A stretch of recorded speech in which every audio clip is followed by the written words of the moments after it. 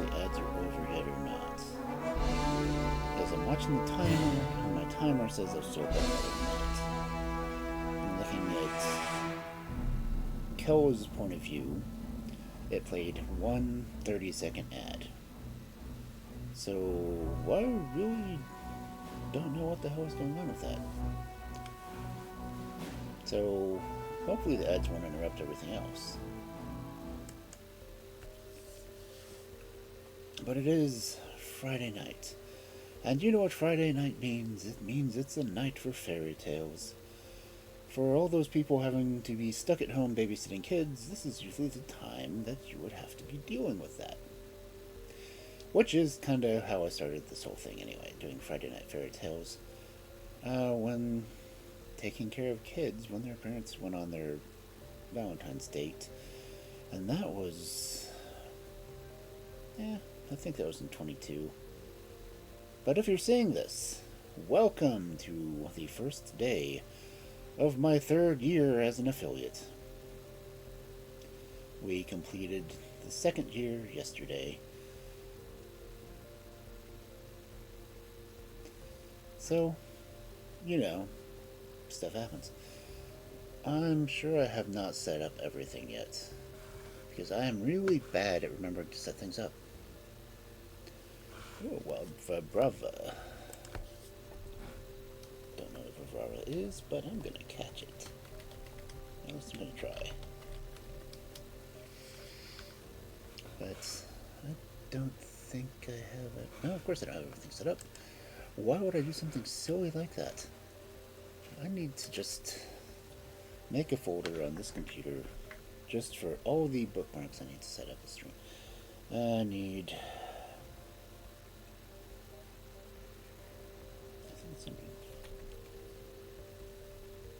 No. Fugu, not Figu. Damn. It's not going to be the Fugu Reactive. RTS React. That's the one I need.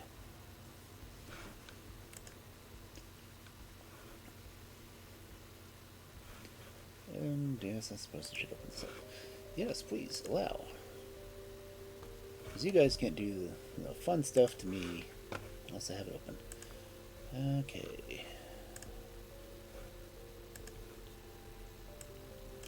I'll still have to go through and actually activate the things too, but you know how that goes.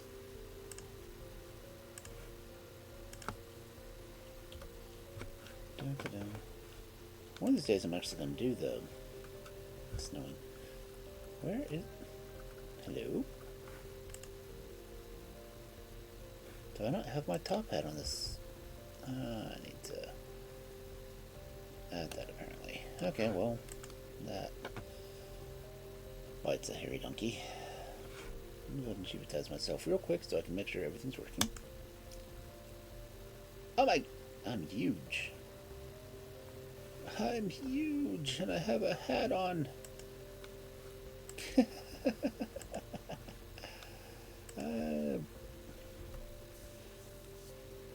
Okay, well, meter switches. Oh, those are... You're rubbing my nose. Well, that's not bueno. Take that off real quick. I don't need that yet. That's for Christmas. I really need to get where I need to be for this size. Eventually I will get all that set up. But it is fairy tale night. And I need to... Hey, Guilty, congrats on first. Let's see. Can't do the top hat tonight because apparently I don't have it on this computer. So I'll make sure everything else is turned on.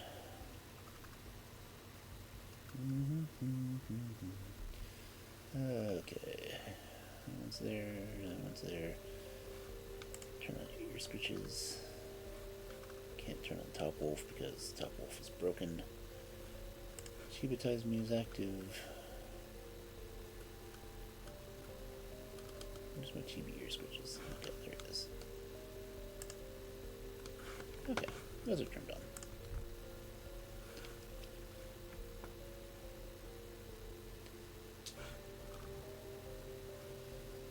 Eventually I will grow up again. Who am I kidding? I'm never going to grow up. I'm just going to be immature and young forever. Because that's what I do. I don't know how long the chibi's going to last. Where is this one? BTS. There it is. Oh, I've only got 2 more minutes of being short. I guess that's not a bad thing. I mean, it could be permanently short. But yeah, we're doing fairy tales, and this is the first night of year 3. Isn't that just craziness? That means I've been telling fairy tales, professionally in air quotes, for 2 years now. Weird, isn't it? Anyway, how's my sound? At least how am I sounding right now? Because I'm really a bad judge of it. Because my meter says I'm spiking, but I don't know how it's coming out on the other end.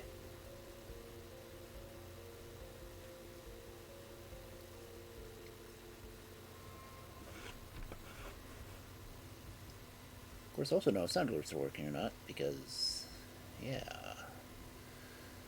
I don't have to worry about having them on the top window anymore, because I have a separate window for those, and it's on another monitor, and it says it's visible, so they should be working, right? Right? Maybe? I need to change the colors on which of these are sound alerts and... okay. Just sound alert says it's a sound alert. But does it work, though?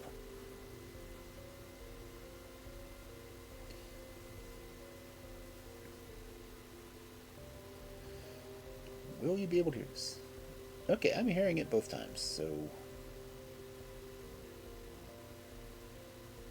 it was...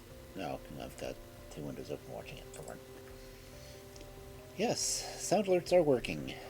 Yay! Competent streamer exists. Some days.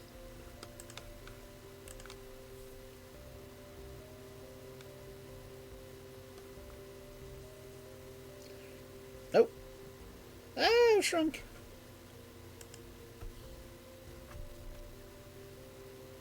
I'm still not this right size.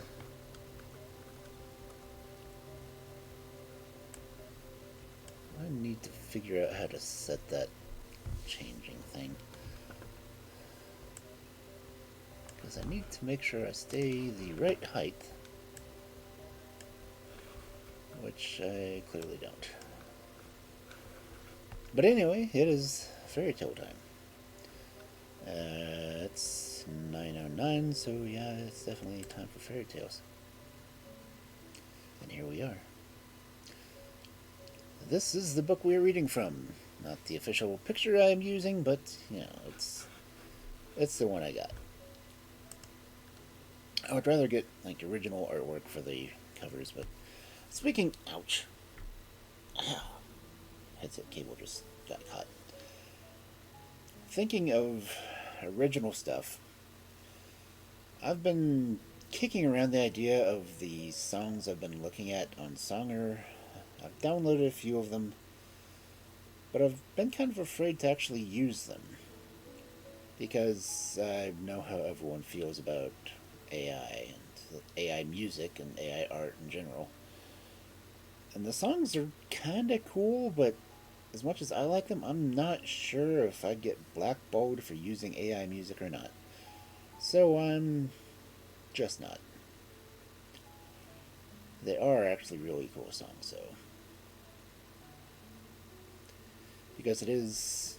they go through, do the lyrics, and they go through and do music to go with it. And apparently it's this random on who does the singing on it.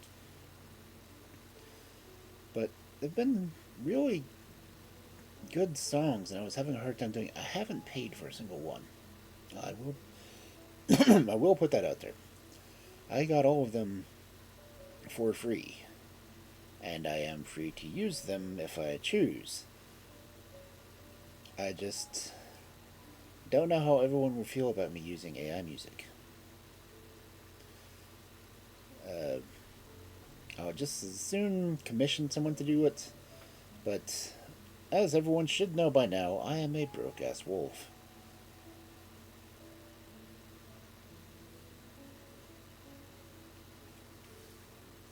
I am, however, on the tower that, thankfully, you guys helped me get. And all the bills and everything else I've paid for it on, I believe have been covered, so this computer is completely dedicated to you guys in chat. So, you know who you are. I thank you a lot. I did put up a thing on Twitter about naming it. I think I've put pictures up. I don't know if I've put pictures up on Twitter, but since I don't have it yet in its future permanent home, it's just sitting on top of one of my other desks that I'm doing all the streaming from.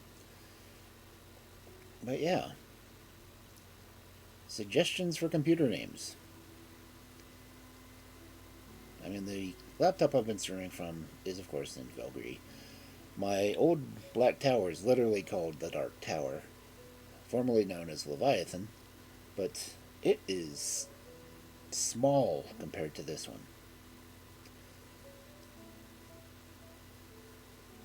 But by all means, check my posts on Twitter and come up with a name for for the tower, and I'll convert the name to it, and then we'll go from there. But anyway, we are already... I hate saying we're running late, because when don't we?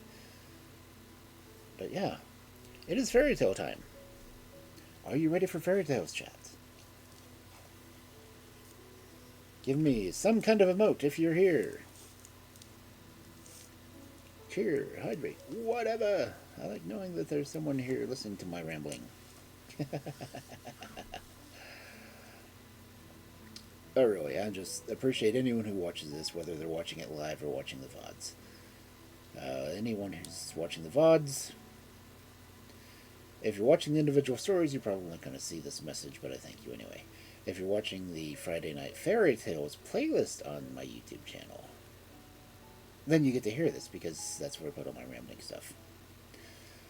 But again, I really do thank you all for your contributions over the year and helping me get the computer built, and just generally supporting me in general, because honestly,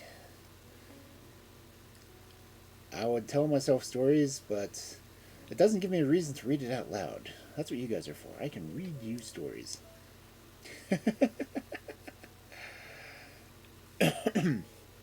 Anyway, our first story tonight is Danish. Imagine that. So it's one of the nice Scandinavian region.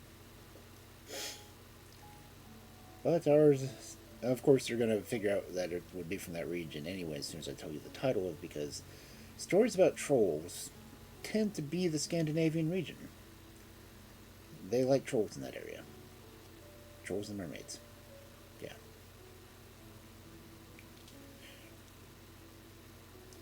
So anyway, our first story for this fabulous fabulous Friday night of fairy tales. The Troll's Daughter. There was once a lad who went to look for a place to work. As he went along, he met a man who asked him where he was going. He told him his errand, and the stranger said, "Then you can serve me. I am just in want of a lad like you, and I will give you good wages. A bushel of money the first year, 2 the second, and 3 the third year, for you must serve me 3 years, and obey me in everything. However strange it may seem to you, you need not be afraid of taking service with me. There is no danger in it if you only knew how to obey." The bargain was made, and the lad went home with the man to whom he had engaged himself. It was a strange place indeed, for he lived in a bank in the middle of the wild forest, and the lad saw there were no other person than this master, whom he now realized was a great troll, and had a marvelous power over both men and beasts.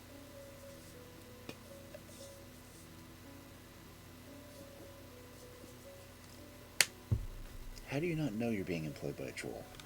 Honestly. Next day, the lad had to begin his service.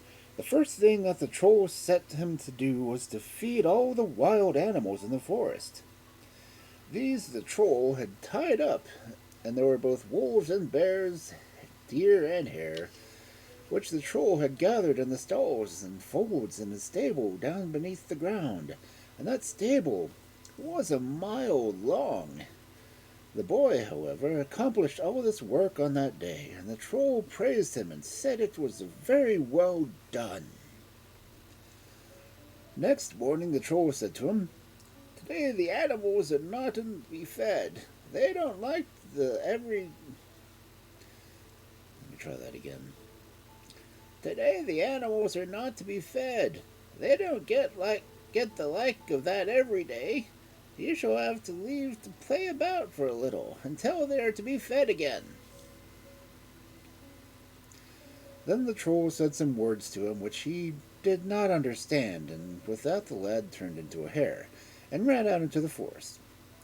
He got plenty to run for, too, for all the hunters aimed at him and tried to shoot him, and the dogs barked and ran after him wherever he got the wind of him. He was the only animal that was left in the wood now, for the troll had tied up all the others, and every hunter in the whole country was eager to knock him over. But in this they met with no success. There was no dog that could overtake him, and no marksman that could hit him. They shot and shot at him, and he ran and ran. It was an unquiet life, but in the long run he got used to it. When he saw that there was no longer any danger in it, it have even amused him to befool all the hunters and dogs that were so easy and eager to catch him. Hey, Steph. Thus a whole year passed, and when it was over the troll called him home, for he was now in his power like all the other animals. The troll then said some words to him which he did not understand, and the hare immediately became a human being again. "Well, how do you like to serve me?" said the troll, "and how do you like being a hare?" The lad replied that he liked it very well. He had never been able to go over the ground so quickly before. The troll then showed him the bushel of money that he had already earned, and the lad was well pleased to serve him for another year. The first day of the second year, the boy had the same work to do as the previous one, namely, to feed all the wild animals in the troll's stable. When he had done this, the troll again said some words to him, and with that he became a raven, and flew high up into the air. This was delightful, and the lad thought he could go even faster now than when he was a hare. The dogs could not come after him up here. This was a great delight to him, but he soon found out that he was not to be quite left at peace, for all the marksmen and hunters who saw him aimed at him and fired away, for they had no other birds to shoot at than himself, and the troll had tied up all the others. However, this too he got used to, and when he saw that they could never hit him, and in this way he flew about all the year until the troll called him home again, and said some strange words to him and gave him his human shape. "Well, how do you like being a raven?" said the troll. "I've liked it very well," said the lad, "for never in all my days have I been able to rise so high." The troll then showed him the 2 bushels of money which he had earned for that year, and the lad was well content to remain in his service for another year. The next day he got his old task of feeding all the wild beasts. When this was done, the troll again said some words to him, and at these he turned into a fish, and sprang into the river. He swam up, he swam down, and thought it was pleasant to let himself drive with the stream. In this way he came right out to the sea, and swam further and further out. At last he came to a glass palace which stood at the bottom of the sea. He could see into all the rooms and halls, where everything was grand. All the furniture was ivory white and laid with gold and pearl. There were soft rugs and cushions of all colors of the rainbow, and beautiful carpets that looked like the finest moss, and flowers and trees with curiously crooked branches, both green and yellow, white and red, and there were all little fountains which sprang up from the most beautiful snail shells and fell into bright mussel shells, and at the same time made the most beautiful music and filled the whole palace.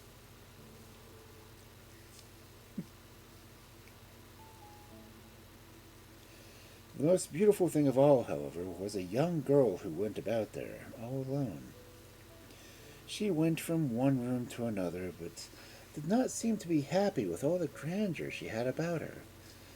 She walked in solitude and melancholy, and never even thought of looking at her own image in the polished glass walls that were on every side of her, although she was the prettiest creature anyone could wish to see. The lad thought so too while he swam around the palace and peeped in from every side. Here indeed, it would be better to be a man than such a poor dumb fish as I am now, he said to himself. If I could only remember the words that the troll says when he changes my shape, then perhaps I could help myself to become a man again. He swam and he pondered and he thought over this until he remembered the sound of what the troll said, and then he tried to say it himself. In a moment he stood in human form at the bottom of the sea. He made haste to enter the glass palace and went up to the young girl and spoke to her. At first he nearly frightened the life out of her, but he talked to her so kindly and explained how he had come down there that she soon recovered from her alarm, and was very pleased to have some company to relieve the terrible solitude that she lived in. Time passed so quickly for both of them that the youth, for he was quite a young man, and no more a lad, forgot altogether how long he had been there. One day the girl said to him that now it was close on the time when he must become a fish again. The troll would soon call him home, and he would have to go. But before that, we must put a shape of the fish, otherwise he could not pass through the sea alive. Before this, while he was staying down there, she had told him that she was the daughter of the same troll for whom the youth served, and he had shut her up down there to keep her away from everyone. Now she had devised a plan by which they could perhaps succeed in getting away to see each other again, and spending the rest of their lives together. But there was much to attend to, and he must give careful heed to all she told him. She told him then that all the kings in the land were in debt to her father, the troll, and the king of a certain kingdom, the name of which she told him, was the first who had to pay, and if he could not do so at the time appointed, he would lose his head. And he cannot pay, she said. I know that for certain. Now you must, first of all, give up your service to my father. The 3 years have passed, and you are at liberty to go. You will go off with your 6 bushels of money to the kingdom that I have told you of, and there enter the service of the king. When the time comes near for his debt becoming due, you will be able to notice by his manner that he is ill at ease. You shall then say to him that you know well enough what it is weighing upon him, that it is a debt which he owes to the troll and cannot pay, but that you can lend him the money. The amount is 6 bushels, just as you have. You shall, however, only lend them on condition that you may accompany him when he goes to make the payment, and that then you have permission to run before him as a fool. Then you will arrive at the troll's abode. You must perform all kinds of foolish tricks, and see that you break the whole lot of his windows, and do all other damage that you can. My father will then get very angry, and the king must answer for what his fool does, and he will sentence him, even although he has paid his debt, either to answer 3 questions or to lose his life. The first question my father will ask will be, 'Where is my daughter?' Then you shall step forward and answer, 'She is at the bottom of the sea.' He will then ask you whether you recognize her, and to this you will say yes. Then he will bring forward a whole troop of women and cause them to pass before you in order that you may pick out the one that you will take for his daughter. You will not be able to recognize me at all, and therefore I will catch hold of you as I go past so that you can notice it, and you must then take haste to catch me and hold me fast.' You have then answered his first question. His next question will be, 'Where is my heart?' You shall step forward again and answer, 'It is in a fish.' 'Do you know that fish?' he will say, and you will again answer, 'Yes.' He will then cause all kinds of fish to come before you, and you shall choose between them. I shall take good care to keep by your side, and when the right fish comes, I will give you a little push, and with that you will seize the fish and cut it up. Then all will be over with the troll, and he will ask no more questions, and you shall be free to wed.' When the youth got all these directions to what he had to do when he got ashore again, the next thing was to remember the words which the troll said when he changed him from human to a fish. But these he had forgotten, and the girl did not know them either. He went about all day in despair and thought, but he could not remember what they sounded like. Thank you. During the night he could not sleep until towards the morning he fell into a slumber, and all at once it flashed upon him what the troll used to say. He made haste to repeat the words, and at the same moment he became a fish again, and slipped out into the sea. Immediately after this he was called upon, and swam through the sea up to the river to where the troll stood on the bank, and restored him to human shape, with the same words as before. "Well, how did you like to be a fish?" asked the troll. It was what he had liked best of all, said the youth, and that was no lie, as anyone can guess. The troll then showed him the 3 bushels of money which he had earned for the past year. They stood beside the other 3, and all 6 now belonged to him. "Perhaps you will serve me for another year," said the troll, "and you will get 6 bushels of money for it. That makes 12 in all, and that is a pretty penny." "No," said the youth. He thought he had done enough, and he was anxious to go to some other place to serve, and learn other people's ways. But he would perhaps come back to the troll some other time. The troll said that he would always be welcome. He had served him faithfully for 3 years, they had agreed upon, and he could make no objection to his leaving now.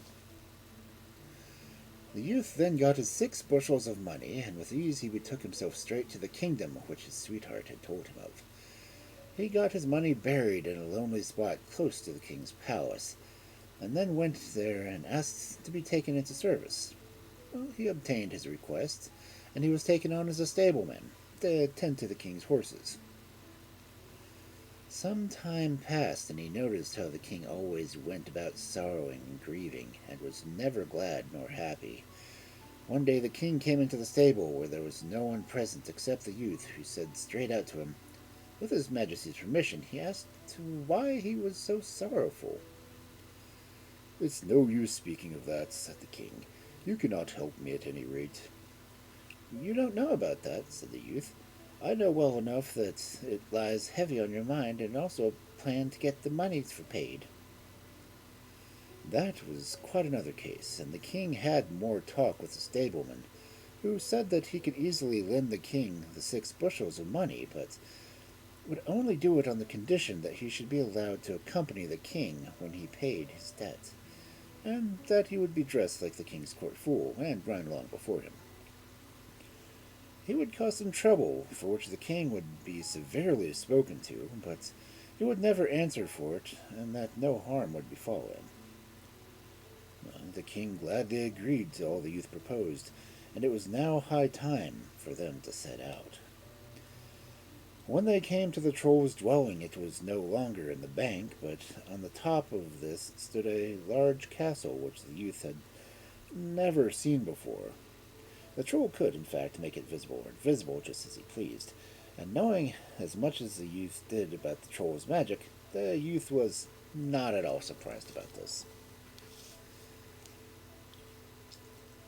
When they came to the castle, which looked as if it were made of pure glass, the youth ran out in front of the as the king's fool.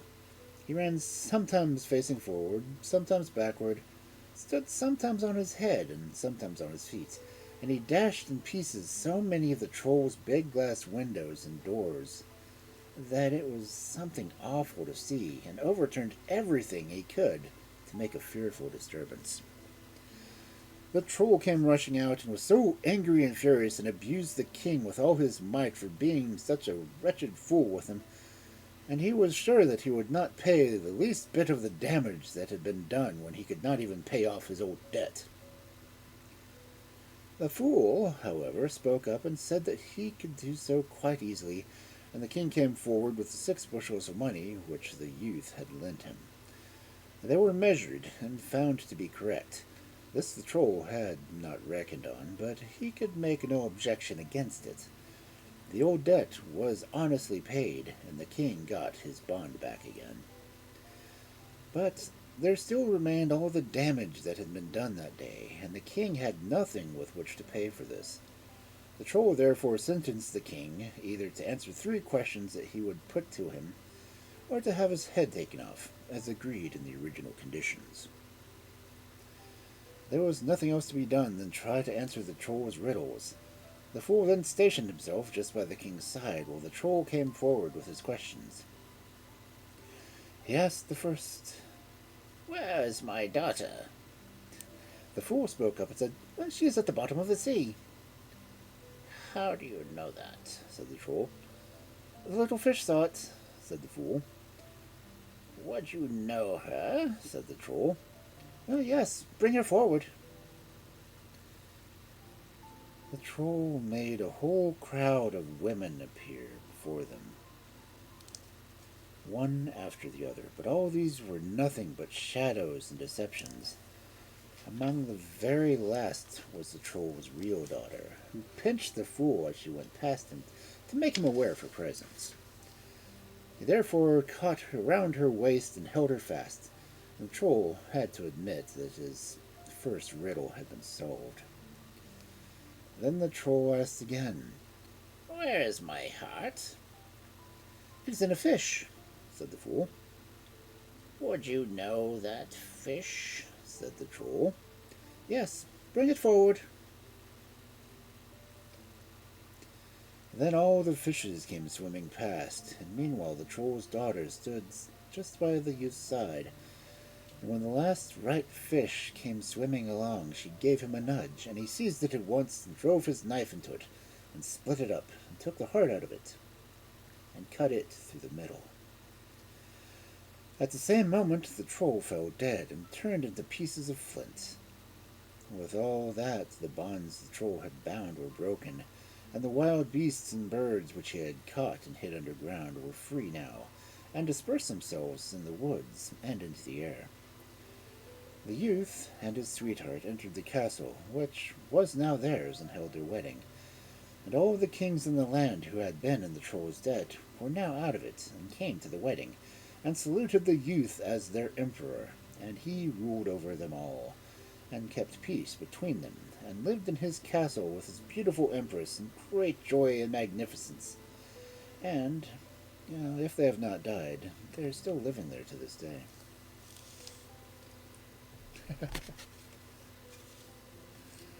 I don't know what it is about Danish fairy tales and ending with that particular line. And if they're not dead, they're still there.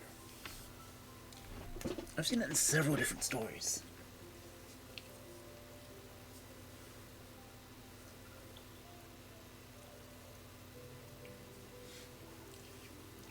Yes, I do have a lot of fun doing the voices in the stories. Until I get to a singing part, then it ends up being clipped and shared. Actually, I end up doing a lot of the clipping on it. I've got a shorts collection on YouTube that's nothing but me having to sing fairy tale stories. So So if you ever catch me singing in a fairy tale, by all means, clip it.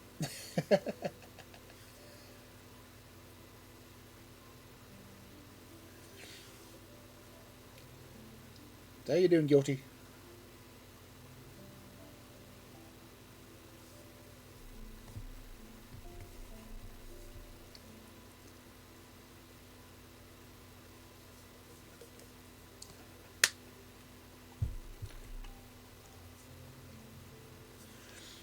Thank you for the hydrate during that.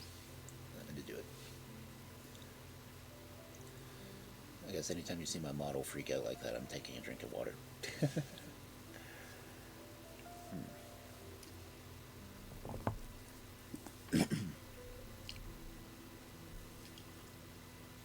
Oh, the bus drove past you? That's horrible.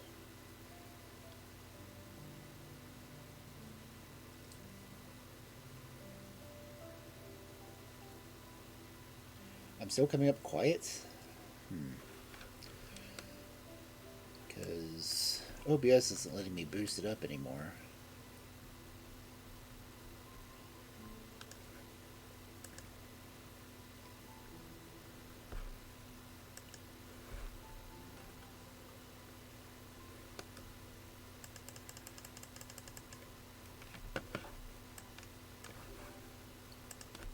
Let's see if I can get to the other settings.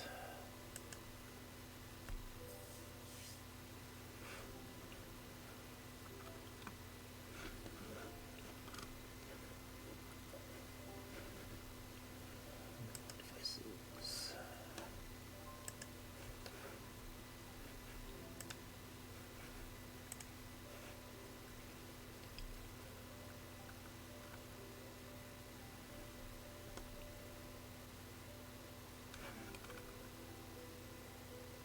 No, I didn't want the speaker version of it. I wanted the microphone version of it.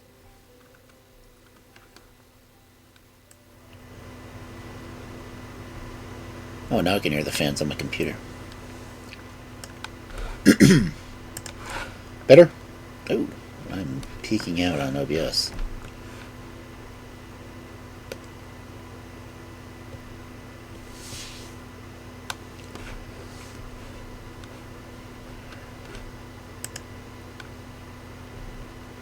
I haven't gotten to do a lot of full setup on this one since I'm trying to get used to the new computer.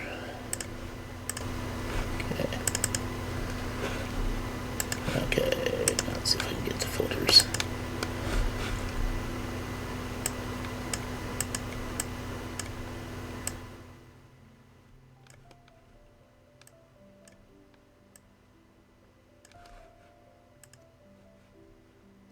Let's see, get the noise suppression turned back on. See, all the stuff I have turned on my laptop, I just don't have it set up on the tower.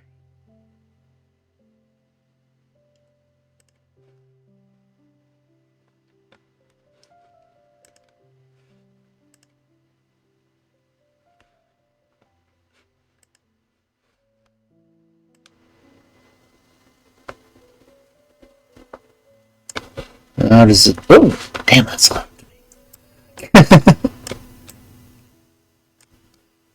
So how is it sounding now?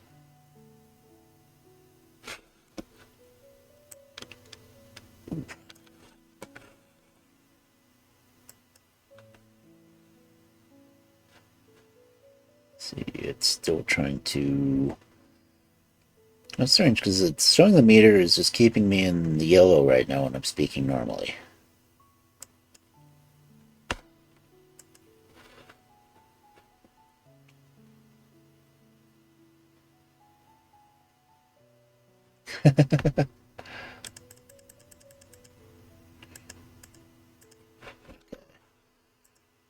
Let's see. Okay. That's my staying in yellow. Okay.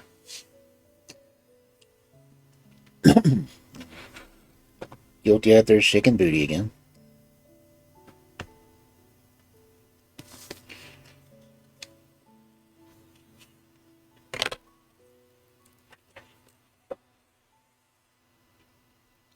Oh, the next one's Danish too.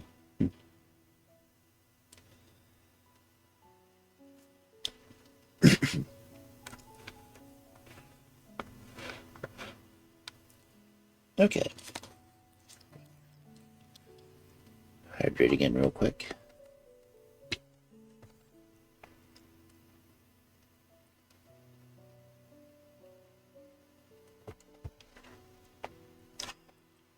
One of my friends is threatening to make me a booty shaking emote. And I'll have to add it.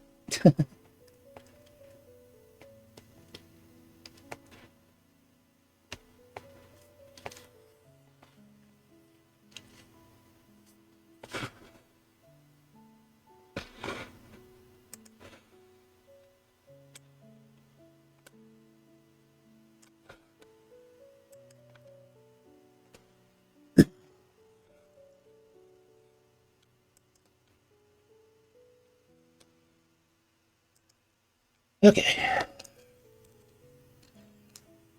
So, if we're ready, I know what your friends have threatened to draw about you.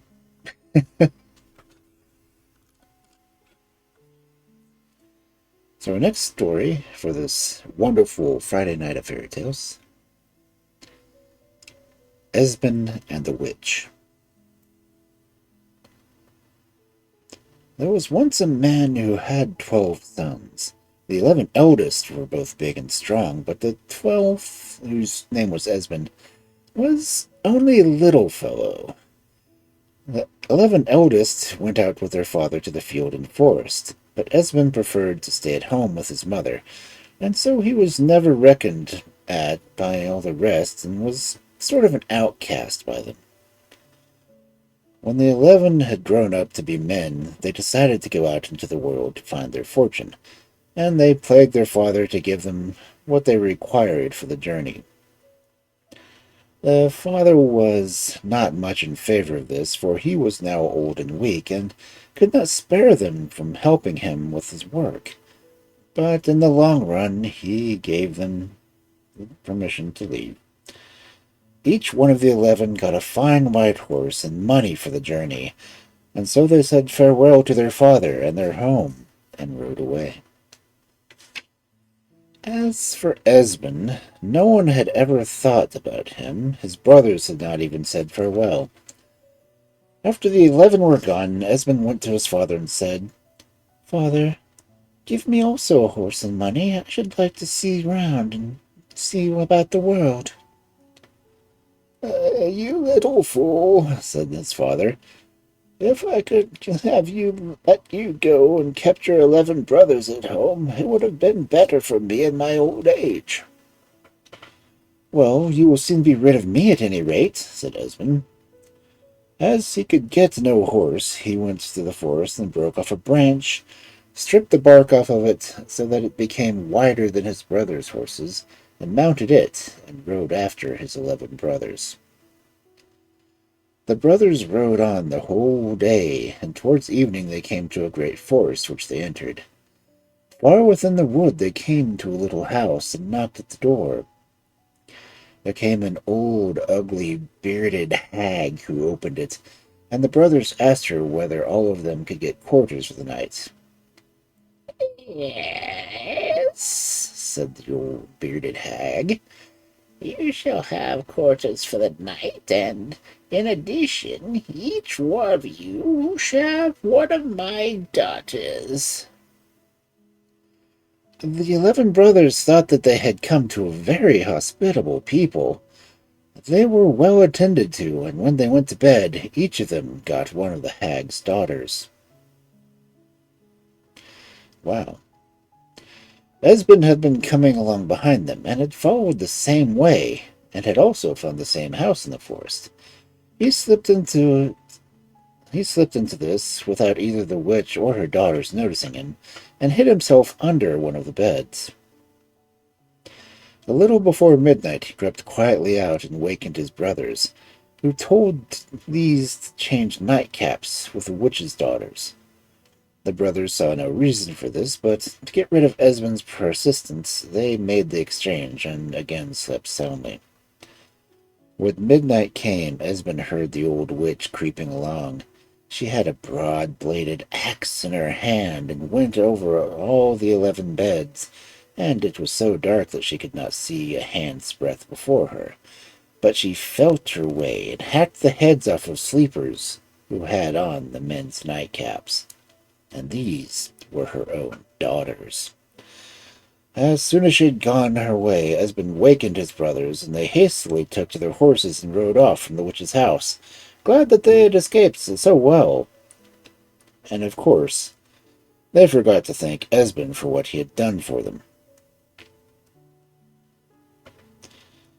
When they had ridden onwards for some time, they reached a king's palace and inquired where they could be taken into service. Quite easily, they were told, if they would be stablemen, otherwise the king had no use for them. And they were quite ready for this, and got the task of looking after the king's horses. Long after them came Esben riding on his stick, and he also wanted to get a place in the palace, but no one had any use for him, and he was told that he could just go back the way he had come. However, he stayed there and occupied himself as best he could. He got his food, but nothing more, and by night he lay just where he could. At this time there was a palace, a knight called Sir Red. He was very well liked by the king, but hated by everyone else, for he was wicked in both will and deed. This Sir Red became angry with the 11 brothers because they would not always stand at attention to him, so he demanded to avenge himself on them. One day, therefore, he went to the king and said that the 11 brothers who had come to the palace a little while ago and served as stablemen could do a great deal more than they pretended. One day he had heard them say that if they liked, they could get for the king a wonderful dove whose plumage changes between feathers from gold and feathers of silver, but they would not procure it unless they were threatened with death. The king then had the 11 brothers called before him, and said to them, "You have said that you can get me a dove which has changing feathers of gold and silver?"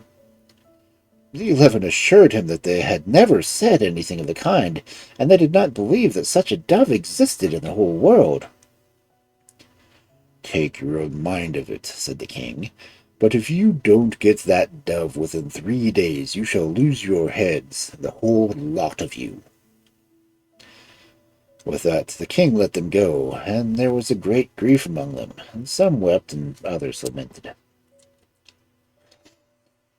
At that moment Esben came along, and seeing their sorrowful looks, said to them, "Hello, what's the matter with you?" "What good would it do to tell you, little fool? You can't help us." "Oh, you don't know that," answered Esben. "I've helped you before." In the end, they told him how unreasonable the king was, and how he had ordered them to get the dove for him with changing feathers of gold and silver. "Give me a bag of peas," said Esben, "and I shall see what I can do for you."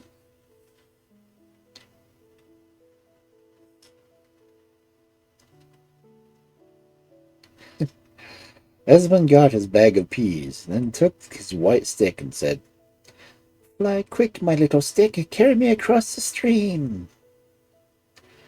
Straightway the stick carried him across the river and straight into the old witch's courtyard. Esben had noticed that she had such a dove, so when he arrived in the courtyard he shook out the peas of the bag, and the dove came fluttering down to pick them up. Esben caught it at once and put it into the bag, and hurried off before the witch caught sight of him. But the next moment she came running and shouting after him, "Hey, is that you, Esben?" "Yes." "Is it you who have taken my dove?"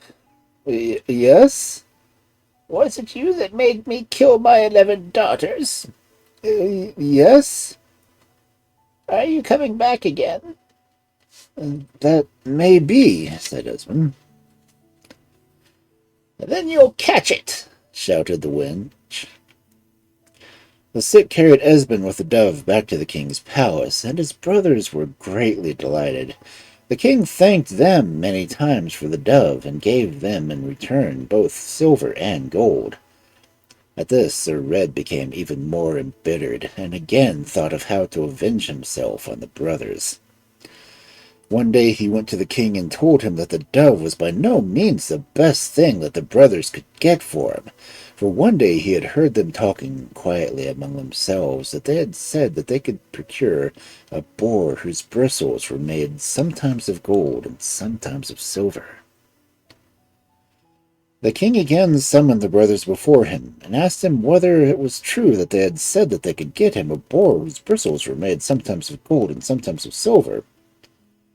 No, said the brothers, and they never had said or thought such a thing, and they did not believe there was such a boar in the whole world. You must get me that boar within 3 days, said the king, or it will cost you your heads. With that, they had to go. This was still worse than before, they thought. Where could they get such a marvelous boar? They all went about hanging their heads, but one day they remembered the three. Esben came along. When he saw his brother's sorrowful looks, he cried, "Hello, what's the matter now?" "Oh, what's the use of telling you," said his brothers. "You can't help us at any rate." "Yeah, you don't know that," said Esben. "I've helped you before." In the end, they told him how Sir Red had stirred up the king against them, and so that he ordered them to get for him a boar whose bristles were between gold and silver. "That's all right," said Esmond. "Give me a sort of give me a sack of malt, and it is not quite impossible that I may be able to help you." The poker catch game actually has odds on whether or not you'll get it. It's like the poker catch regular Pokeball, I think it has a 20% chance. The Great Ball has like a 50% chance. The Ultra Ball was supposed to have like an 80% chance. So if you're just late enough that it says that it's already escaped, that's a different one. But you should be good. I would probably pay to watch that fight. Esmond got his sack of malt, and then took off on his little white stick, and set himself upon it. It said, "Fly quick, my little stick, carry me across the stream." Off went the stick with him, and very soon he was again in the witch's courtyard, where he emptied out the malt. The next moment came the boar, whose bristles changed every second between gold and silver. Esmond at once put it into the sack and hurried off before the witch caught sight of him. But the next moment she came running and shouted after him, "Hey, is that you, Esben?" Yes." "Is it you who've taken my pretty boar?" "Oh, yes." "It was it also you who took my dove?" "Yes." "And was it you that made me kill my 11 daughters?" "Yes." "Are you coming back again?" "That may be." "Then you'll catch it," said the witch. Esben was soon back at the palace with the boar, and his brothers scarcely knew which leg to stand on, so rejoiced were they when they were safe again. Not one of them, however, thought of thanking Esben for what he had done for them. The king was still more rejoiced over the boar than he had been over the dove, and did not know what to give the brothers for it. At this, Sir Red was again possessed with anger and envy, and again he went about and planned how to get the brothers into trouble. One day he went again to the king and said, "These brothers have now procured a dove and the boar, but they can do much more than that. I know they have said that if they liked, they could get for the king a lamp that can shine over 7 kingdoms." Again the king sent a message to the brothers to come to the palace. They went accordingly, although very unwillingly, for they suspected Sir Red had fallen on some new plan to bring them into trouble. As soon as they came before the king, he said to them, "You brothers have said that you could, if you liked, get me a lamp that can shine over 7 kingdoms. That lamp must be mine within 3 days, or it will cost you your lives." The brothers assured him that they had never said so, and they were sure that no such lamp existed. But their words were to no avail. "The lamp," said the king, "or it will cost you your heads."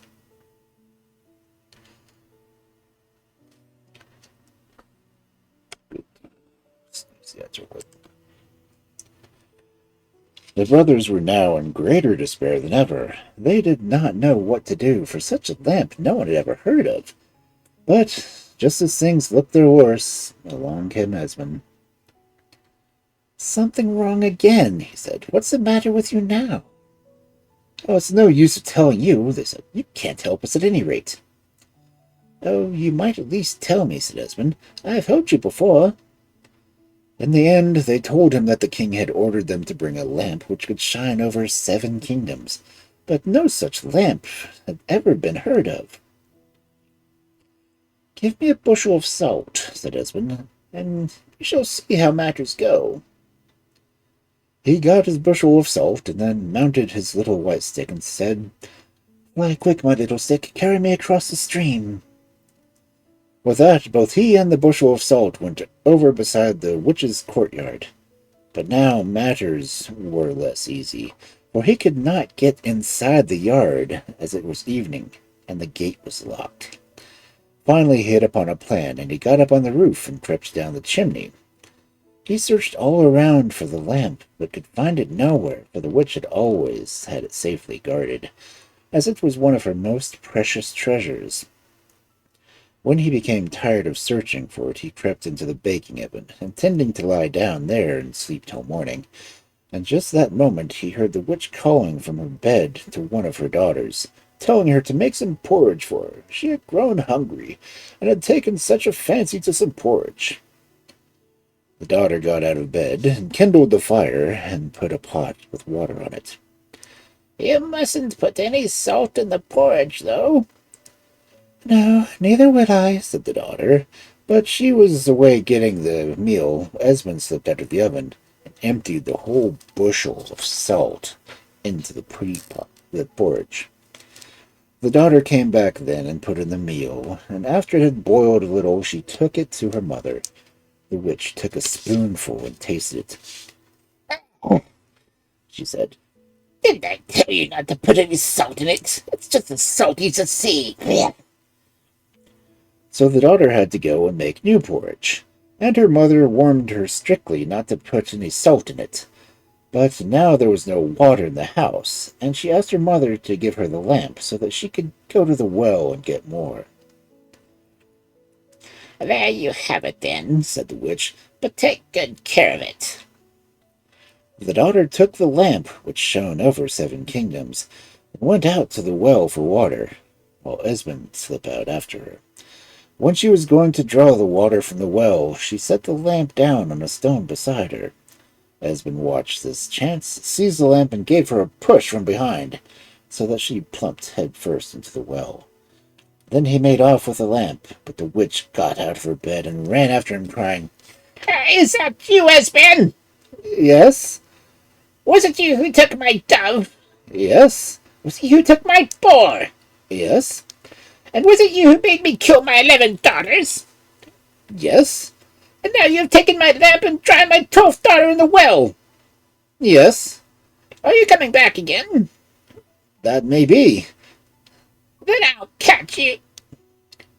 It was only a minute before the stick had again landed Esben in the king's palace, and the brothers were then freed from their distress. The king gave them many fine presents, but Esben did not even get so much as a thanks from them. Never had Sir Red been so eaten up with envy than he was now, and he racked his brain day and night to find something quite impossible to demand from the brothers. One day he went to the king and told him that the lamp the brothers had procured was good enough, but they could still get him something far better. The king asked what it is.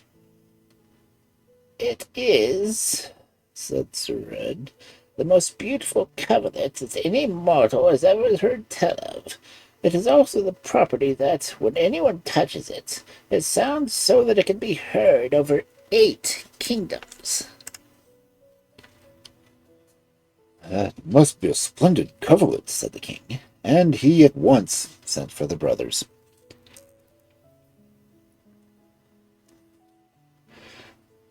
You have said that you know of a coverlet, the most beautiful in the whole world, which sounds over 8 kingdoms when anybody touches it. You shall procure it for me, or else lose your lives, he said. The brothers answered him that they had never said a word of such a coverlet, and did not believe it existed, and that it was quite impossible for them to procure it. But the king would not hear a word. He drove them away, telling them that if they don't get it very soon, it will cost them their heads. Things looked very black again for the brothers, for they were sure that there was no escape for them. The youngest of them, indeed, asked where Esben was, but the others said that the little fool could scarcely keep himself in clothes, and it was not to be expected that he could help them. Not one of them thought it was worth while to look for Esben, but soon he came along on his own. Well, what's the matter now? He said. Oh, what's the use of telling you? Said the brothers. You can't help us at any rate. Big brothers. Who knows that? Said Esben. I've helped you before. In the end, the brothers told him about the coverlet, which, when one touched it, sounded so that it could be heard over 8 kingdoms. Esben thought that this was the worst errand that he had had yet, but he could not do worse than fail, so he would attempt to get it. Again he took his little white stick and set himself on it, and said, "Fly quick, my little stick, carry me over this stream." Next moment he was across the river and beside the witch's house. It was evening, and the door was locked, but he knew a way down the chimney. When he got into the house, however, the worst yet remained to do, for the coverlet was on the bed in which she lay asleep. He slipped into the room without either her or her daughter awakening. She had one left. But as soon as he touched the coverlet to take it, it sounded so that it could be heard over 8 kingdoms. The witch awoke, sprang out of bed, and caught hold of Esben. He struggled with her, but he could not free himself, and the witch called her daughter. "Come and help me. We shall put him into a little dark room to be fattened. I have him now." Esben was now put into a little dark hole, whether he neither saw nor sun nor moon, and there he was fed on sweet milk and nut kernels. The daughter had enough to do cracking nuts for him, and at the end of 14 days she had only 1 tooth left in her mouth. She had broken all the rest on the nuts. This time, however, she had taken to liking to Esben, and would willingly have set him free, but could not. When the time came, the witch told her daughter to go and cut a finger off Esben, so that she could see whether he was nearly fat enough yet. The daughter went and told Esben, and asked him what she should do. Esben told her to take an iron nail and wrap a piece of skin around it. Then she could give it to her mother to bite at this. The daughter did so, but when the witch bit, she cried, "Oh, no, no, this is nothing but skin and bone. He must be fattened up longer." So Esben was fed for a little while longer on sweet milk and nut kernels, until one day the witch thought that he must now surely be fat enough, and told her daughter to go again and cut a finger off of him.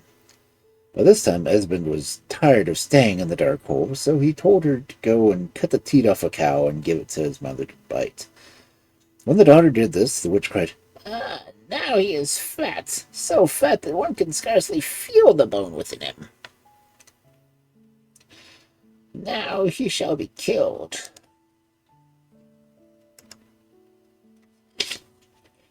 Now, this was just the very time that the witch had to go to Tham's church, where all the witches gather every once a year, and she had no time to deal with Esben herself. She therefore told her daughter to heat up the big oven while she was away, and take Esben out of his prison, and the witch went off on her journey. The daughter then made the oven hot as hot could be, and took Esben out of the prison in order to roast him. She brought the oven spade and told Esben to seat himself on it, so that she could shoot him into the oven. Esben accordingly took his seat on it, but when she got him to the mouth of the oven, he spread his legs wide so that she could not get him pushed inside. "You mustn't sit like that," she said. "Well, how then?" "You must cross your legs," said the daughter, but Esben could not understand what she meant by this. "Oh, get out of the way," she said, "and I will show you how to place yourself."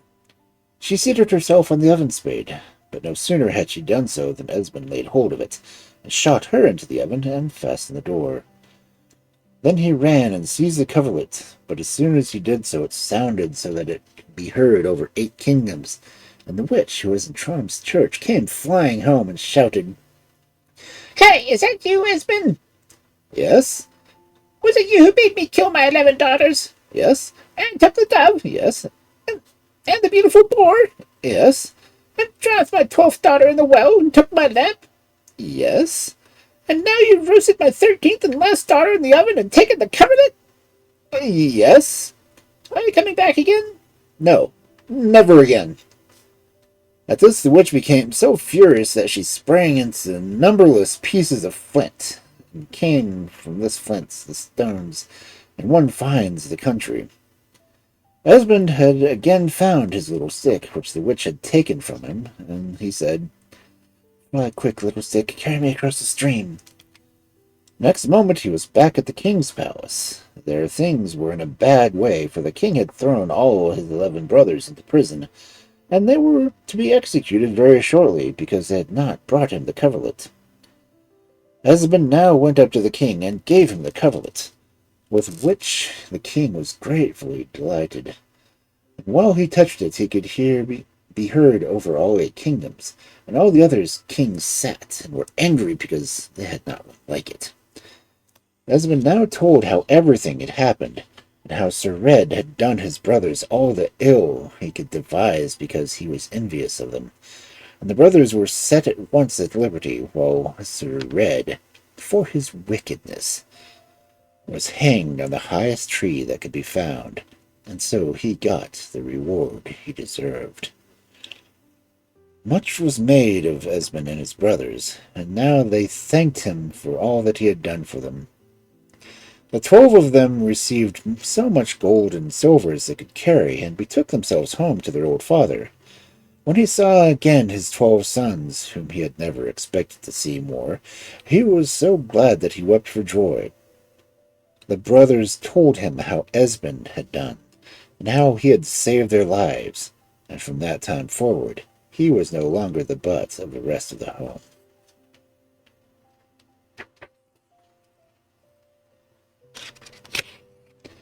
Okay, I have paused the ads all 3 times I had allotted so I could finish that story.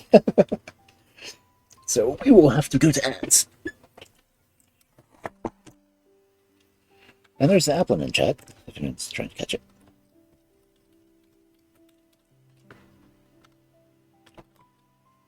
Oh, and I can't spell.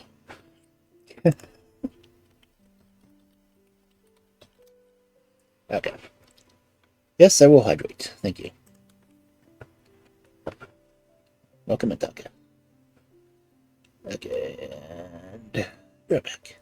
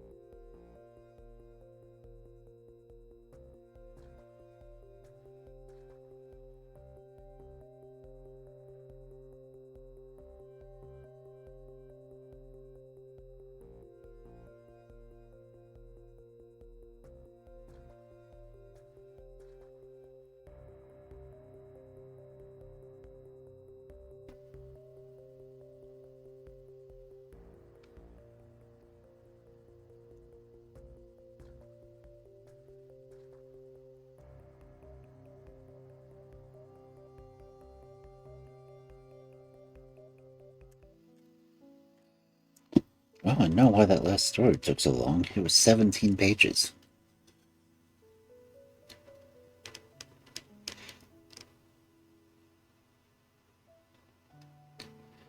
Fortunately, the next story isn't quite as long. It's 14.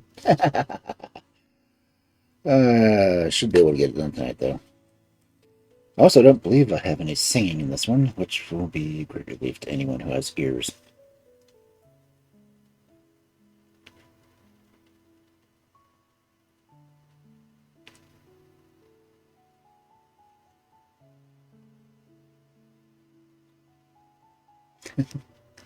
But welcome back from the ads.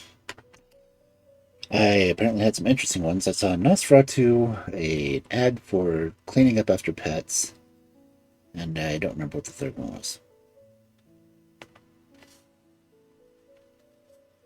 It really makes me wonder if the ads are targeted to me, because I get a lot of pet cleaning supplies and dog treats. I'm not sure if I should be insulted or not. I mean, I do like jerky, but still. Full Moon Jerky does say it's human grade, but I haven't thought about trying it yet. I'll stick to my Scooby snacks. Anyway, welcome back after the ad break, and now we'll get into a slightly shorter story than the previous one, which hopefully I will be able to read in the allotted time we have.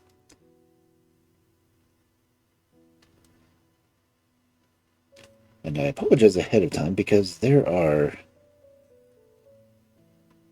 I will say there's Italian names in this one because it's, no, it's French. Okay, it's a French story, so they're French names. So excuse my mispronunciations because I will do them. So our next and possibly final story for this Friday night of fairy tales, Princess Minon-Minette. Once upon a time there lived a young king whose name was Saucy, and he had been brought up ever since he was a baby by the fairy Inconstancy. And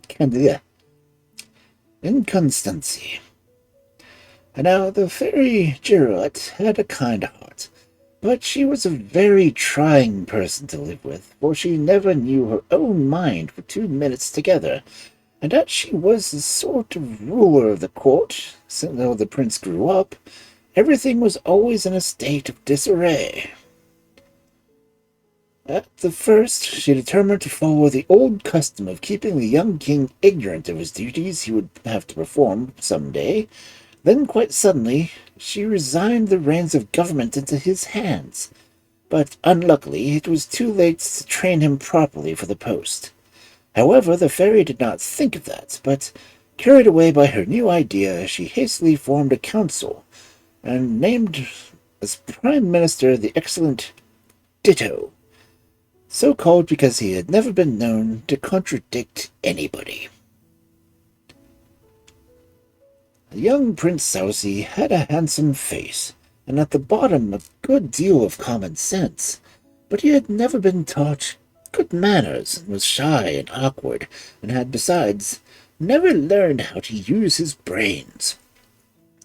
Under these circumstances, it is not surprising that the council did not get through much work.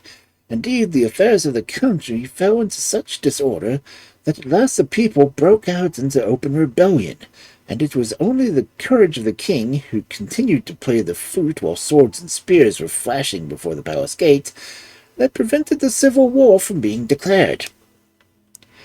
No sooner was the revolt put down than the council turned their attention to the question of the young king's marriage. Various princesses were proposed to him, and the fairy, who was anxious to get the affair over with before she had left the court forever, gave it as her opinion that the Princess Stephania would make the most suitable wife. Accordingly, envoys were sent to bring back an exact report of the princess's looks and ways, and they returned saying that she was tall and well-made, but so very light that the queries who accompanied her in her walks always had to be watching for, lest she should suddenly be blown away. This had happened so often that her subjects lived in terror of losing her altogether, and tried everything they could to think of a way to keep her on the ground. They even suggested that she should carry weights in her pockets, or have had them tied to her ankles, but this idea was given up, as the princess found it so uncomfortable. At length it was decided that she was never to go out in a wind, and in order to make matters sure that the equerries each held the end of a string that was fastened to her waist. Hey, Nia.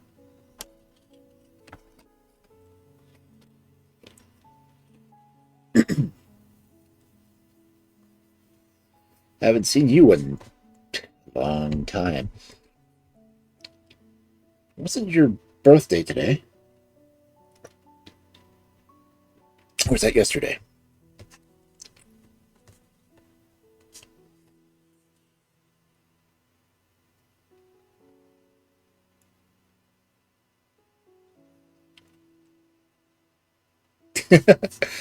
uh,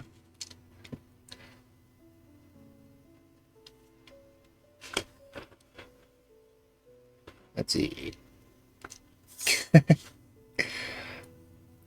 Hey, Way Surrenders. Welcome in, everyone. We're reading wonderful fairy tales.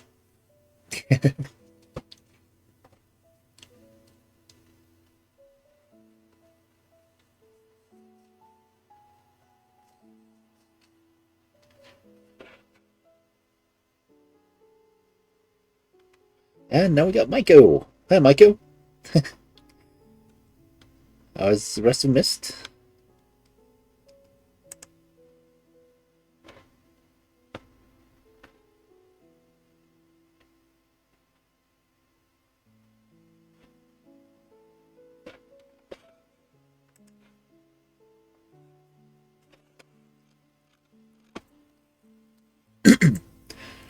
Okay, I was trying to figure out whose birthday it is. I've been really bad at keeping track of birthdays.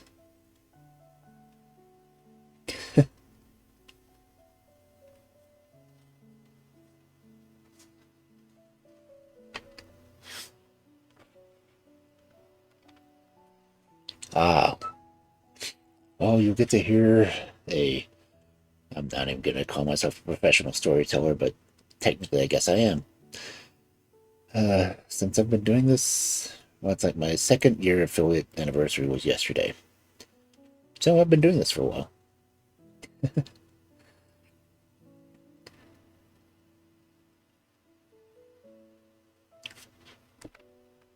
But welcome in. Get comfy, get cozy. You too, Michael.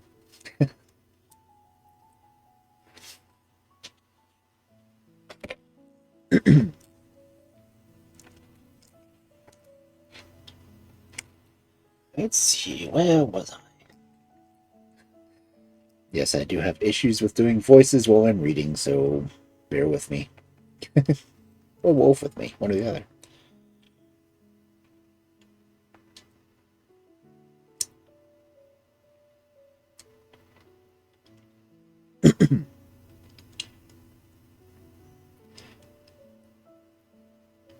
Okay.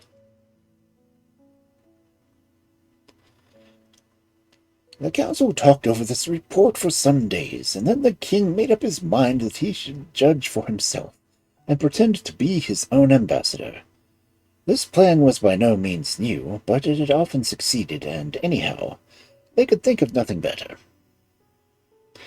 Such a splendid embassy had never been before seen in any country. The kingdom was left in charge of the prime minister, who answered to ditto and everything, but the choice was better than it had seemed, for the worthy man was much beloved by the people. He agreed with all they had said, and they left him feeling very pleased with themselves and their own kingdom. When the king arrived at Dafiana's court, he found a magnificent reception waiting for him, for though they pretended not to know who he was, secrets like this were never hidden.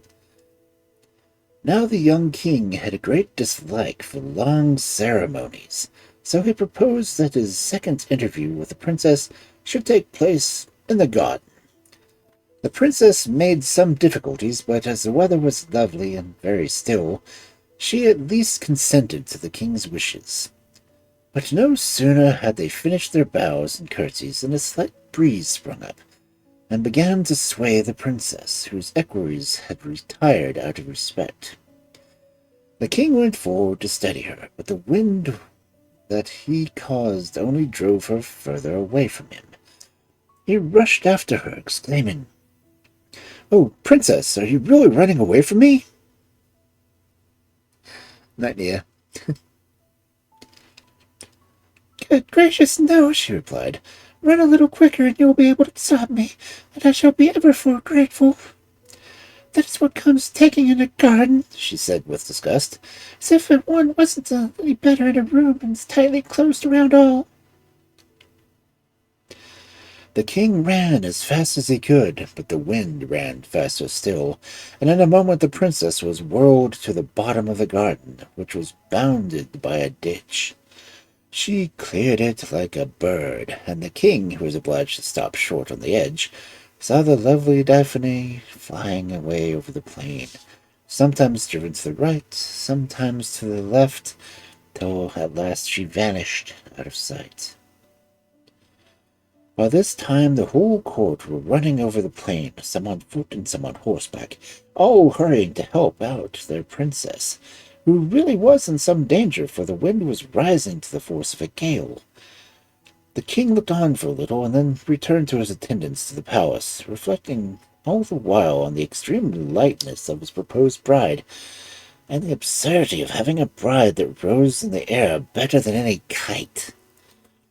He thought on the whole that it would be wiser to wait longer, but to depart at once. And he on horseback at the very moment when the princess had been found and her followers, wet to the skin and blown against a rock.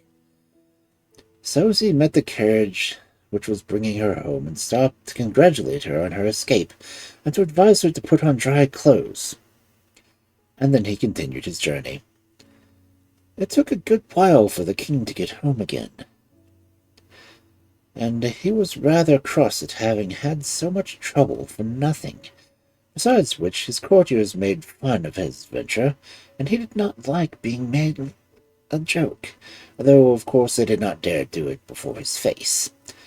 At the end of all this, that was very soon, he started on his travels, only allowing one equerry to accompany him, and even his attendant he managed to lose the moment he had left his own kingdom behind him.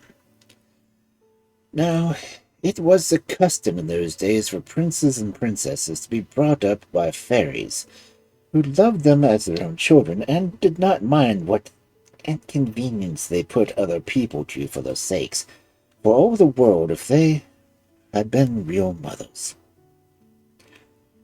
The fairy Aveline, who lived in the country that touched the one point of the kingdom of King Saucy, had under her cave a lovely Princess Minon-Minette, and had made up her mind to marry her to the young king, who, in spite of his awkward manners, which could be improved, was really very much nicer than most of the young men she was likely to meet. So Evelyn made her preparations accordingly, and preparing by arranging that equerry should lose himself in the forest, after which she took away the king's sword and his horse while he lay asleep under a tree. Her reason for this was that she felt persuaded that, finding himself suddenly alone and robbed of everything, the king would hide his real birth, and would have to fall back on his powers of pleasing, like other men, which would be much better for him. When the king awoke and found that the tree to which he had tied his horse had its lowest branch broken, and that nothing living was in sight, he was much dismayed, and sought high and low for his lost treasure. But for all and Mary, I hate it when pages stick. Anyway. But all in vain. After a time he began to get hungry, so he decided that he had better try to find his way out of the forest, and perhaps he might have a chance of getting something to eat. He had only gone a few steps when he met Evelyn, who had taken the shape of an old woman with a heavy bundle of sticks on her back. She staggered along the path and almost fell at his feet, and Sousie, afraid that she might have hurt herself, picked her up and set her on her feet again before passing on his way. But he was not to be let off so easily. "What about my bundle?" cried the old woman. "Where's your politeness? Really, you seem to have been very nicely brought up. What have they taught you?" "Taught me? Nothing," he replied. "Oh, I can believe it," she said. "You don't even know how to pick up a bundle. Oh, you can come near. I am cleverer than you, and know how to pick up a bundle very well." The king blushed at her words, which felt had a good deal of truth in them, and he took up the bundle meekly. Evelyn, delighted at the success of her first experiment, hobbled along after him, chattering all the while, as old women do. "I wish," she said, "that all kings had done as much once in their lives. Then they would know how to what it takes. I can't speak well. Let me try this again. And then they would know what a lot of trouble it takes to get wood for their fires." Sousie felt this to be true, and was sorry for the old woman. "Where are we going to?" he asked. "To the castle of the White Demon. If you are in want of work, I will find something for you to do." "But I can't do anything," he said, "except carry a bundle, and I shan't learn much of that." "Oh, you are learning," replied the old woman. "And isn't bad for a first lesson." But the king was paying very little attention to her, for he was rather cross and tired. Indeed, he felt he really could not carry the bundle any further, and was about to lay it down, when up came a young maiden, more beautiful than day, and covered with precious stones. She ran to them, exclaiming to the old woman, "Oh, you poor thing! I was just coming after to see if I could help you." "There's a young man," replied the old woman, "who is quite ready to give up the bundle. See, he does not look like he is enjoying carrying it." "Will you let me take it, sir?" she asked.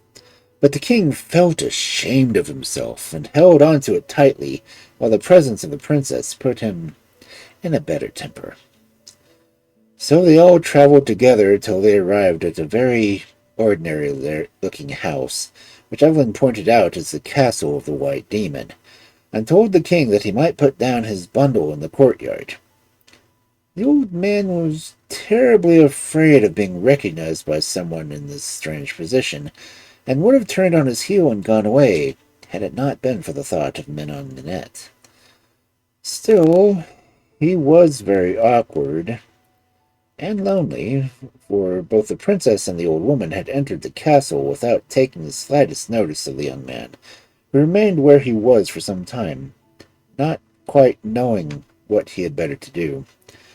At length a servant arrived and led him up to the beautiful room full of people, who were playing on musical instruments or talking in a lively manner, which astonished the king, who stood silently looking and not at all pleased at the want of attention paid him.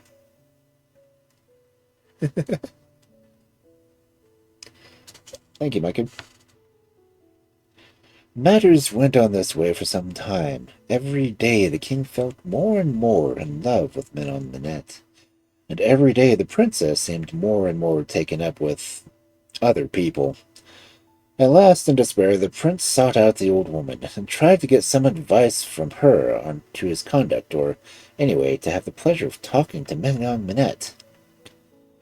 He found her spinning in an underground chamber, and quite ready to tell him all he wanted to know. In answer to his questions, he leaned in order that to win the hand of the princess it was not enough to be born a prince, for she would marry nobody who had not proved himself faithful and had, besides all those talents and accomplishments which help make people happy. For a moment Sousie was very much cast down on hearing this, but then he plucked up. Tell me what I must do in order to win the heart of the princess, and no matter how hard it is, I will do it. And show me how I may repay you for your kindness, and you shall have anything I give you. Shall I bring you up your bundle of sticks every day? It is enough that you should have made the offer, replied the old woman, and she added, holding out a skein of thread. Take this. One day you may be thankful for it, and when it becomes useless, your difficulties will be past. Is this the skein of my life? He asked. It is a skein of your love's ill luck, she said. And he took it away and went. Now, the fairy Girouette, who had brought up Susie, had an old friend called Grimace, the protectress of Prince Flute. Grimace often talked over the young prince's affair with Girouette, and when she decided that he was old enough to govern his own kingdom, consulted Girouette as to a suitable wife.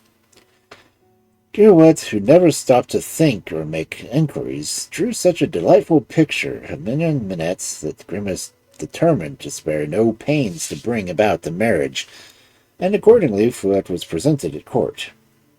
But though the young man was pleasant and handsome, the princess thought him rather womanish in some ways, and displayed her opinion as openly as to draw upon herself and Aveline the anger of the fairy, who decided that Minon-Minette should never know happiness till she found a bridge without an arch and a bird without feathers. So saying, she also went away. But the king set out afresh on his travel as Aveline had restored him to his horse and his sword, and though these were but small consolation for the absence of the princess, they were better than nothing, and he felt that for somehow they might be the means of leading him back to her.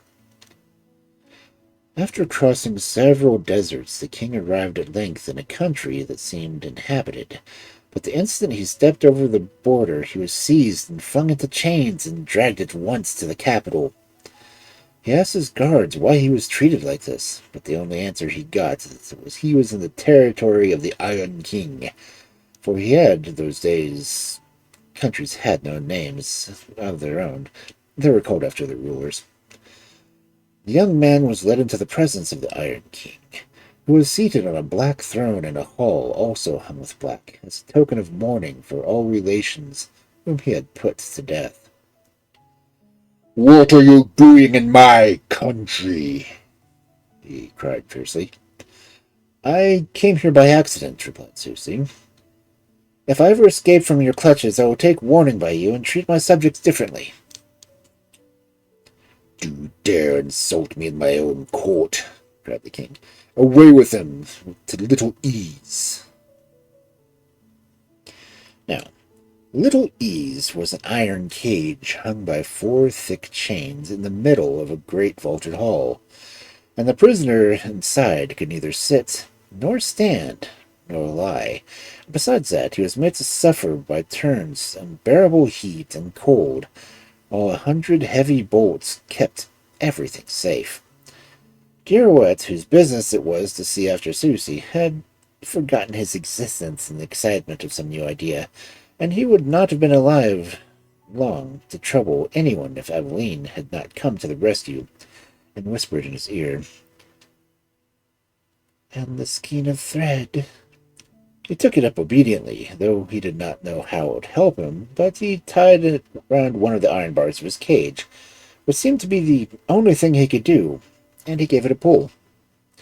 To his surprise, the bar gave way at once, and he found he could break it into 1,000 pieces. After this, it was not long to take him to get out of the cage, or to treat very closely barred windows of the hall in the same manner.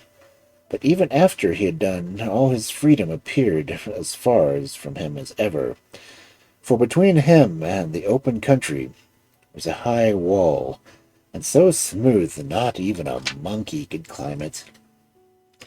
Then Sousie's heart died within him. He saw nothing for it but to submit to some horrible death, but he determined that the Iron King should not profit more than he could help, and he flung his precious thread into the air, saying, as he did so, Oh, fairy, my misfortunes are greater than your power. I am grateful for your goodwill, but take back your gift. The fairy had pity on this youth, and, want of faith, took care that one end of the thread remained in his hand. He suddenly felt a jerk and saw that the thread must have caught on something, and this thought filled him with the daring that is born of despair. Better, he said to himself, trust the thread than the mercies of a king. And gliding down, he found himself safe on the other side of the wall. Then he rolled up the thread and carefully put it back in his pocket, breathing silent thanks to the fairy. Now Minon-Minette had been kept informed by Evelyn of the prince's adventures, and when she heard of the way in which he had been treated by the Iron King, she became furious and began to prepare for war. She made her plans with all the secrecy she could, but when great armies are collected, people are apt to suspect a storm is brewing, and of course it is very difficult to keep anything hidden from fairy godmothers. Anyway, Grimace soon heard of it, and she never forgiven Minon-Minette for refusing Prince Fleet. She felt that here was her chance for revenge. After this time, Evelyn had been able to put a stop to many of Grimace's spiteful tricks, and to keep guard over Minon-Minette, but she had no power over anything that happened at a distance. When the princess declared her intention of putting herself at the head of her army and began to train herself to bear fatigue by hunting daily, the fairy entreated her to be careful and to never cross the borders of her dominions without Evelyn to protect her. The princess at once gave her promise, and all went well for some days. And luckily, one morning, as Minon-Minette was cantering slowly on her beautiful white horse, thinking a great deal on Sancy and not at all on the boundaries of her kingdom, of which, indeed, she was rather ignorant, she suddenly found herself in front of a house made entirely of dead leaves, which somehow brought all sorts of unpleasant things into her head. She remembered Evelyn's warning and tried to turn her horse, but it stood still as if it had been marble. Then the princess felt that she was slowly, against her will, being dragged to the ground. She shrieked and clung to the saddle, but it was all in vain. She longed to fly, but something outside herself proved too strong for her. She was forced to take the path that led to the house of dead leaves. Scarcely had her feet touched the threshold than Grimace appeared. So, here you are at last, Minon-Minette. I've been waiting for you for some time, and my trap was ready for you from the beginning. Come here, my darling. I will teach you not to make war on my friends. Things won't turn out exactly as you have fancied. What you have done to do now is to go on your knees to the king and crave his pardon. And before he consents to a peace, you'll have to implore him to grant you the favor of becoming his wife. Meanwhile, you have to be my servant. From that day the poor princess was put to the hardest and dirtiest work, and each morning something more disagreeable seemed to await her. Besides which, she had no food but a little black bread, and no bed but a little straw. Out of pure spite, she was sent in the heat of the day to look after the geese, and most likely would have gotten sunstroke if she had not happened to pick up a field of a large fan, with which she sheltered her face. To be sure, a fan seems a rather odd position for a goose girl, but the princess did not think of that, and she forgot all her troubles when, on opening the fan to use it as a parasol, out tumbled a letter from her lover. Then she felt sure that the fairy had not forgotten her, and took heart. When Grimace saw that Minon-Minette still managed to look as pale as she had been in the morning, instead of being burnt as red as a cherry, he wondered what could have happened and began to watch her closely. The following day, when the sun was at its highest and hottest, she noticed her draw a fan from the folds of her dress and hold it before her eyes. The fairy, in a rage, tried to snatch it from her, but the princess would not let go. Give me that fan at once, cried Grimace. Never while I live, answered the princess, not knowing where would be safest placed under her feet. In an instant she felt herself rising from the ground, with the fan always beneath her, while Grimace was too much blinded at her fury to notice what was going on. The princess was quickly soaring out of reach. All this time, Souse had been wandering through the world with his precious thread carefully fastened around him, seeking every possible and impossible place where his beloved princess might chance to be. But though he sometimes found traces of her, or even messages scratched on a rock or cut into the bark of a tree, she herself was nowhere to be found. She is not on this earth, said Sousie to himself. Perhaps she's hiding in the air. Is that where I'll find her? So, by the help of the thread, he tried to mount upwards, but he could only go a little way, and hurt himself dreadfully when he tumbled back down to earth again. Still, he did not give up, and after many days' efforts and tumbled, he found he could go a little while longer than he had done at first, and by and by he was able to live in the air altogether. But alas, the world of air seemed as empty of her as the world below, and Sousie was beginning to despair and to think that he must go and search the world that lay in the sea. He was sadly floating along, not paying any heed to where he was going, when he saw in the distance a beautiful, bright sort of bird coming towards him. His heart beat fast, and he didn't know why. As they both drew nearer, the voice of the princess exclaimed, "Behold the bird without feathers and the bridge without an arch!" So their first meeting place took place in the air, and it was none less happy for that. And the fan grew big enough to hold the king as well as Evelyn, who had hastened to give them some good advice. She guided the fan above the spot where the two armies lay encamped before each other, ready to give battle. The fight was long and bloody, but in the end the Iron King was obliged to give way and surrender to the princess, who set him to keep King Sousie's sheep, first making him swear a solemn oath that he would treat him kindly. Then the marriage took place, in the presence of Girouette, whom they had the greatest trouble to find, and who was much astonished to discover how much business had gotten through in her absence.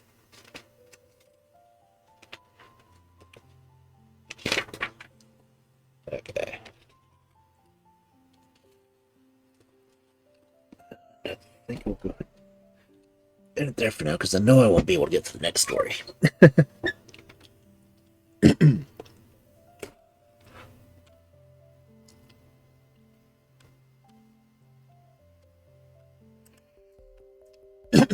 And I shrunk on the screen again.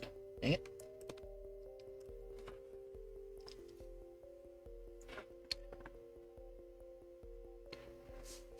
Anyway, thank you all for coming out, listening to me tell these wonderful tales. See who might be on that is readable.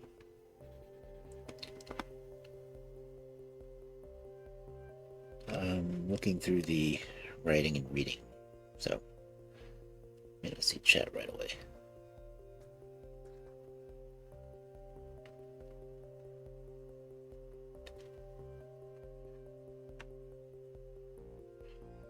Let's see.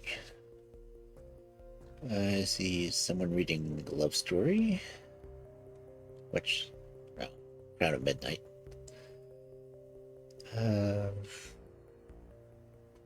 Guess all else is still going.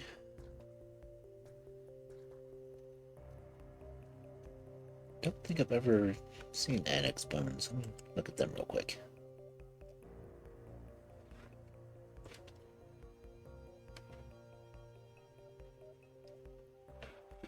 Set up something here.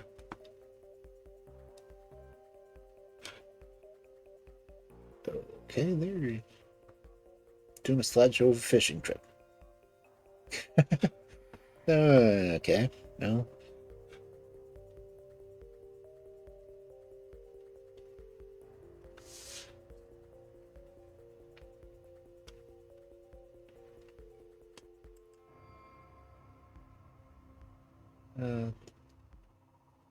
Let's see. Rating a Russian channel wouldn't do me any good.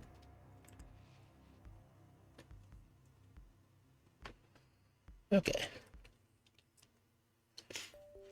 Let us go into another reading stream.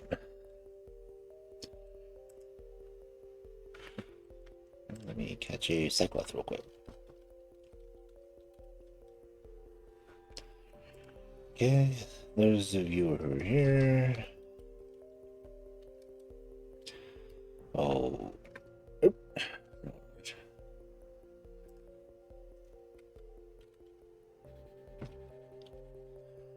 My raid message for followers, my raid message for subscribers. You can actually use the raid message for subscribers. It's just an emote you can unlock.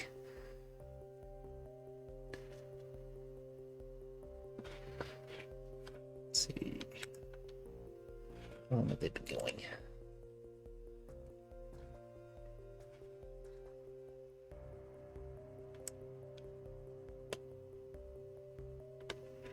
Yeah, they're currently reading A Christmas Carol.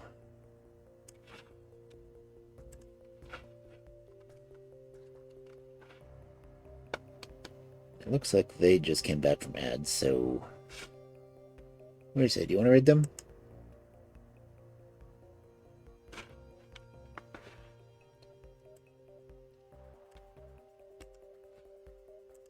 Christmas Carol sounds good.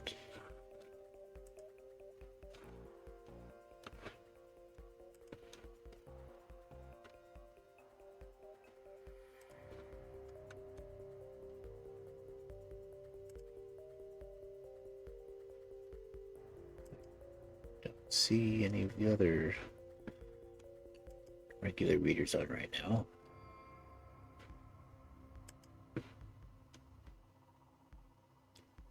Just kind of shocked.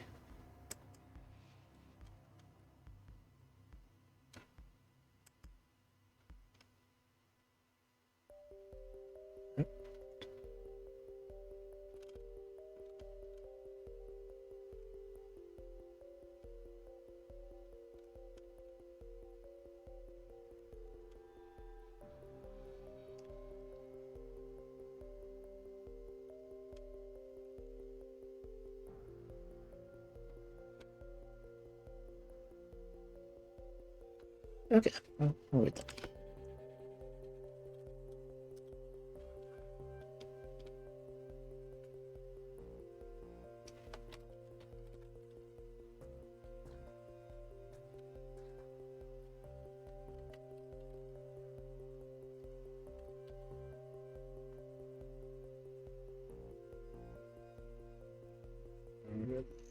Yes, okay. Again. Thank you, everyone, for coming by. I don't know if I'll be doing a Christmas stream. May do some Christmas Eve, just playing my playlist again. But yeah, let's go ahead and read another reader. It's during Christmas Story. So, I hope I will see you all again sometime. Have a good evening.